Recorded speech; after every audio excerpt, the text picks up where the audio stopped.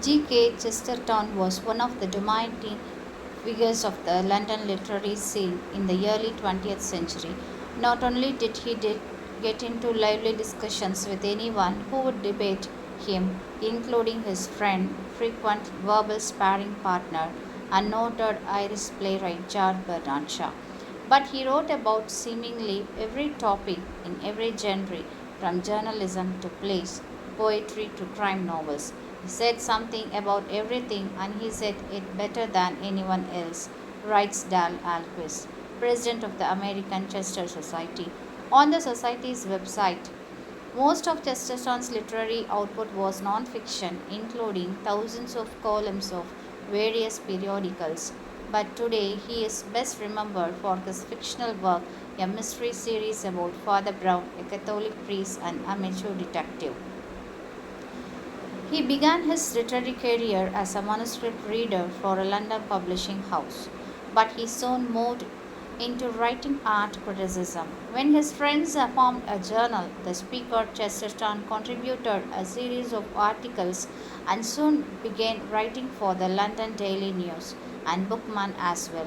Before long, people were taking notice of his work. Lanyard explains in the Dictionary of Literary Biography, he belonged to that category of writer which used to be called the man of letters. Unlike the typical man of letters, he wrote journalism, which included a wide variety of literary forms and literature which possessed many of the characteristics of journalism. He first published books were of poetry. Boyd points to a close connection between his poetry and his everyday journalism. In this sense, T.S. Eliot's description of his poetry as first-rate journalistic balladry turns out to have been particularly perceptive, since it is a reminder about the essential character of all Chesterton's work. In this verse, as in all his writings, his first aim was to comment on the political and social questions of the day. His first novel, the manuscript of which was discovered in a steamer trunk in 1989, was published for the first time in 2001. Basil Howe was written in 1893, shortly after he graduated from school. Although, as critics noted, the book is clearly the work of an inexperienced, unformed writer. It shows hints of his future style, including the witticisms for which he would later become famous, and provides insights into his frame of mind during this stage in his life. It has been known that he underwent a period of philosophical soul searching during his young adulthood that was so intense that some of his friends thought he was losing his mind, and Basil Howe is assumed to have been written during that time.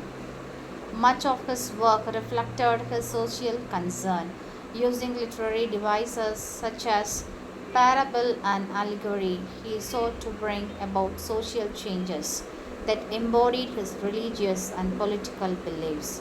His novels reported Brain Murray in the Dictionary of Literary Biography, or as frequently called romances, extravagancies, fantasies, parables, or allegories. For while they are thick with the details of everyday life, Chesterton's hastily written book length fictions are outlandishly plotted and in the main unabashedly didactic.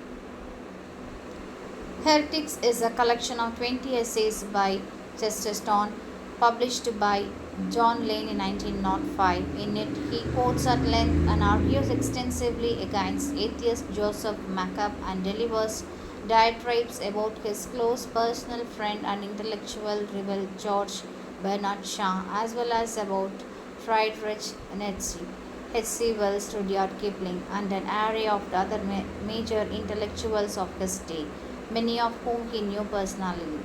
His topics range from cosmology to anthropology to soteriology, and he argues against French, German humanism, English utilitarianism, the syncretism of the vague modern, social Darwinism, eugenics, and the arrogance and the misanthropy of the European intelligentsia.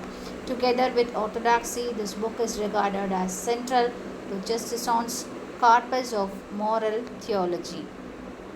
His sensibility, of which he sees as involving both a lack of balance among the various attitudes of human life, requires and a loss of belief in the reality of truth. Modernist views seem to him materialistic and therefore skeptical and self defeating. They undermine human reason, will, and energy, so they ultimately result in what he calls the suicide of thought. The German philosopher Nietzsche is a frequent target, and some of the Chesterton cogent observations point to philosophical weaknesses, arguably still found decades later in so called postmodernist philosophies. Thank you.